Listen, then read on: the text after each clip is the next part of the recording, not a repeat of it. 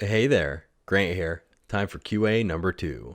This person wants to know what's the fastest way up the promotion ladder. I'll go ahead and read this out loud and then we will discuss. Hey, I'm a recent bootcamp grad, past non-software engineering but engineering experience, now working at a reputable company in a remote position. I was brought on as level 2, basically one step up from a college grad. What's your best advice for someone who wants to make a good impression remotely, learn a lot, and get a promotion or at least a decent raise within a year? So far, I've been transparent with my manager about having them set 30, 60, 90-day goals for me. I've been asking questions when I'm stuck, but have been doing my best to be as independent as possible. All feedback I've received so far has been positive, but there's always room for improvement. Sometimes I feel like I'm so dumb, but I know that's normal. Tips can be anything from daily workflow tips, soft skills, mindsets, or long-term goals. I'd appreciate any insight. So first things first, good on you for actually having a plan for your career.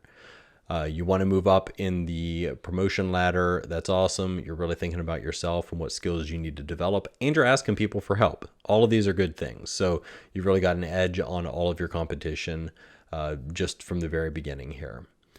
Next thing I want to address, though, is that your 30, 60, 90-day plan is usually something that you give to your boss and not something your boss gives to you.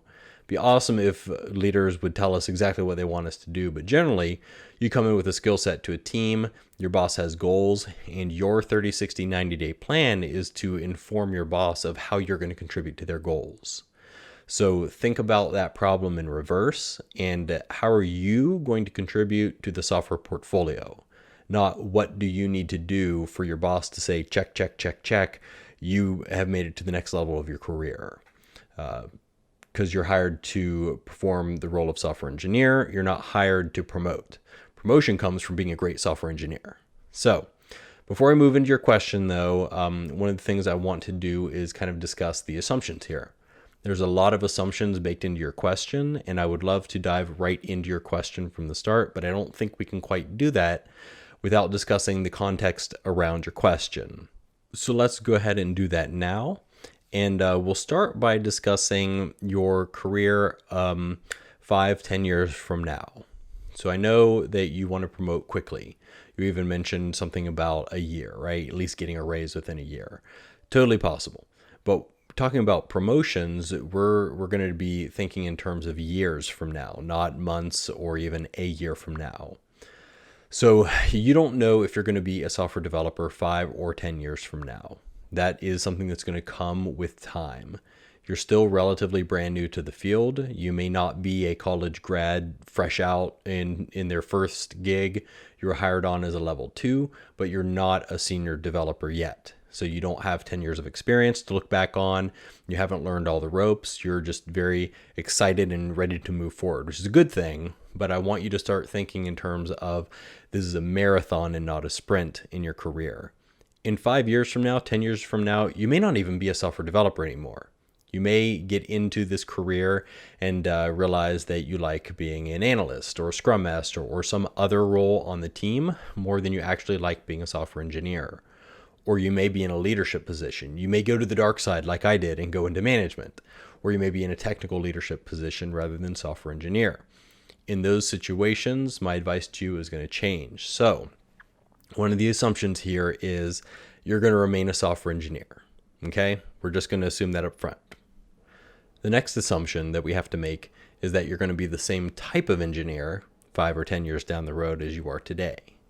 Now, I'll go out and make an assumption here on my own that you probably don't know enough about the industry yet to make that decision for yourself, whether or not you're going to fall in love with mobile software development and go slide over there, or if you love cloud engineering and you're going to go slide in that direction, learn Terraform. There's a lot of different paths that you can take your career as a software engineer. And we have to make the assumption that whatever it is you're doing today, you're passionately in love with that thing, and that's what you're going to be doing 10 years from now. It's probably not a valid assumption. I'll tell you, in my career, I've had to reinvent myself at least 3 times as technology has changed on me. I went from embedded software development to enterprise software development to cloud native software development. All 3 of those things are radically different industries. for the most part, but you're going to have the same hurdles in your career. You're going to have to adapt to the changing landscape around you, and you're also going to have to find your niche, the thing that you love to do within software engineering, or generalize across a lot of things. And that's going to give you some things that you need to work through and consider throughout your own career. Now, there's a phrase I'm going to come back to later, and it's one that I refer to in my career a lot, and that is, you don't know what you don't know. And you're early enough in your career right now to not know a lot of things, and you won't know them until you learn them. And they're going to come to you with time by being in your position for a while. It's kind of like, I don't know, as a doctor, right? A certain type of patient will come to you at a certain time in your career.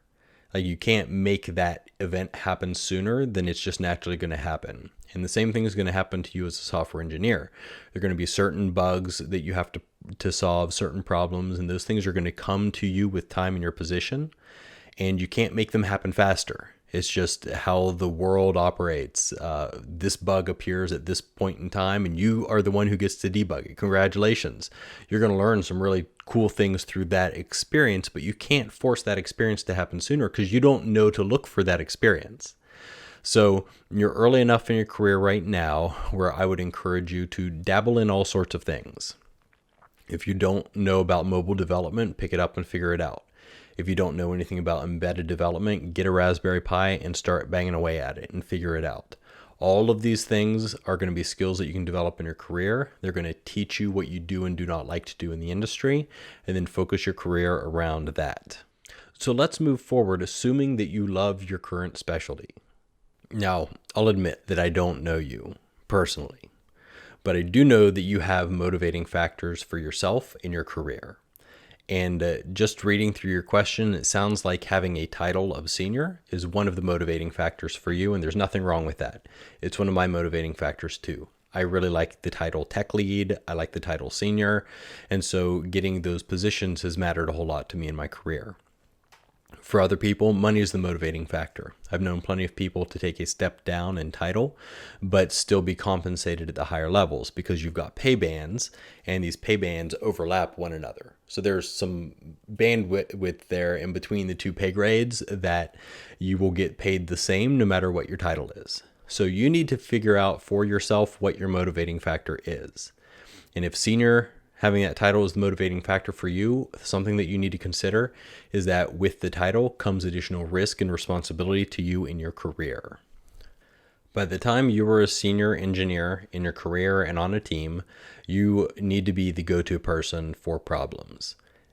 Even if you're brand new to a company, if you have the title senior in your name, you're going to be the person that everybody reaches out to for problems when they need help with your application portfolio.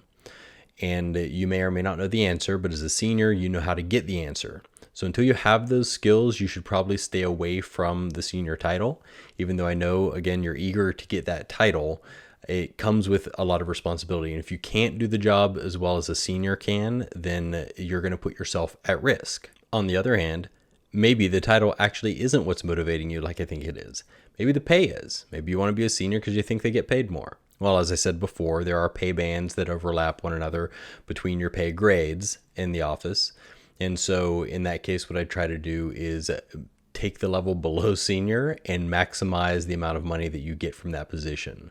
You don't have to go seeking the responsibility of a senior in your career. You can stay below senior and still get paid the same amount as somebody who is a senior. If you're a highly paid, I don't know, we'll call it level 3. So let's say level 1 is college grad, level 2 is where you're at, level 3 is next, and then senior. You could be a highly paid level 3 or a poorly paid senior and still get paid the exact same amount of money, depending on how your company has those pay bands defined. So it's up to you. Figure out what motivates you and chase that in your career rather than promotions up the career ladder. All right, so now on to your actual question, which is how does a person get promoted quickly? Well, it all depends on if you are excellent at what you do or if you're charismatic or a combination of both. I'll tell you, in my experience and what I've seen in the industry, the absolute fastest way for you to promote up the career ladder is to be really good at what you do and also to be very charismatic. Because what you're going to end up having to do is every year you quit your current company and you go work for a new company at a higher pay rate. That's how you do it. If you do that, you can probably make senior within, if you're level 2, we'll go with the same assumption that there's level 3 and then senior. You can probably make a senior engineer within 2 years if you really want to. I'm not advising that you do that because there's a lot of things that you have to know before you were a good senior.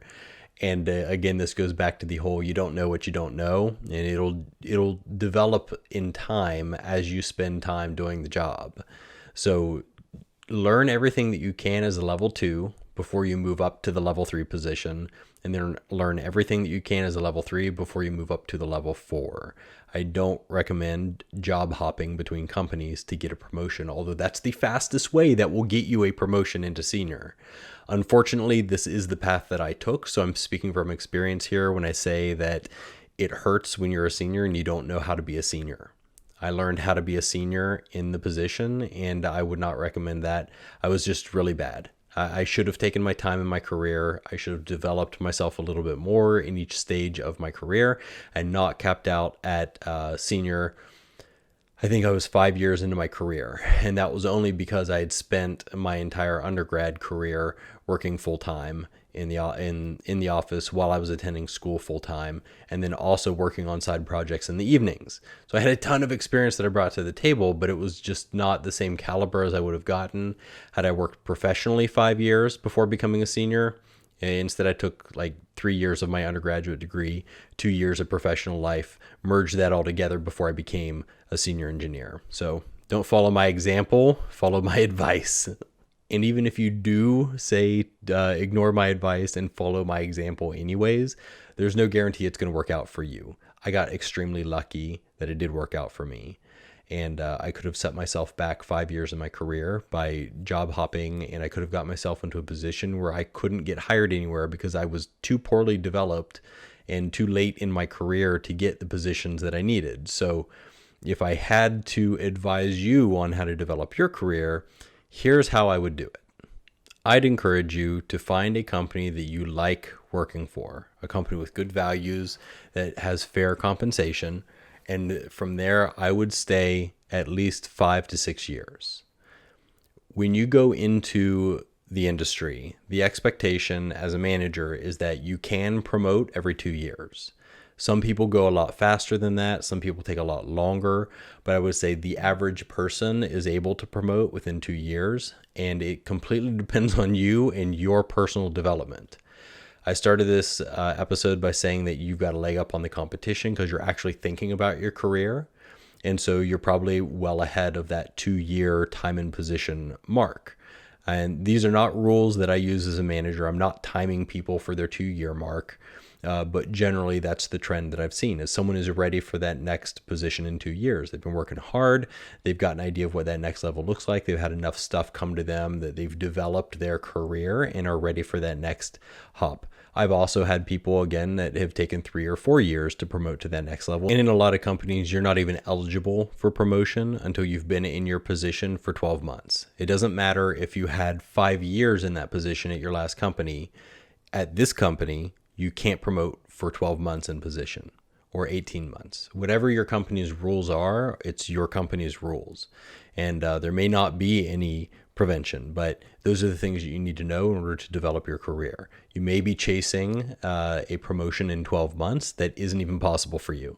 So look into that. Find out what the rules are for your promotability.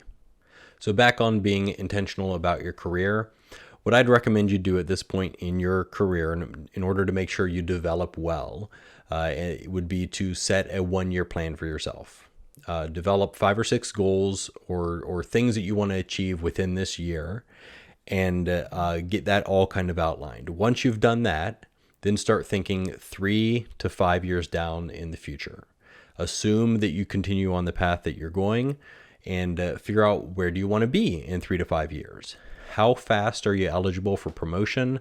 What are the skills that you need to develop and build at each level of your career to make it to the point that you want to in 3 to 5 years?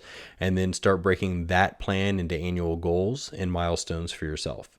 And then every year, reassess the entire plan. because this career is about adapting and changing to business needs, but also to the industry. I had mentioned earlier, I had to reinvent myself and my career 3 times. You're going to have to do the same thing. So be willing to adapt and change your plan for yourself based on things that happen in the industry. So again, reassess that plan annually, but start being intentional about it. Think longer than 90 days when you're talking about yourself and your career goals. I wish you the best of luck in your career development. And if I can be of any more help, send me an email, hello@grantdryden.com, or tweet me at tweetsofgrant. Don't forget to like and subscribe. And if you have other follow-up questions, please send them to me. I'd love to hear from you. We'll see you again next time.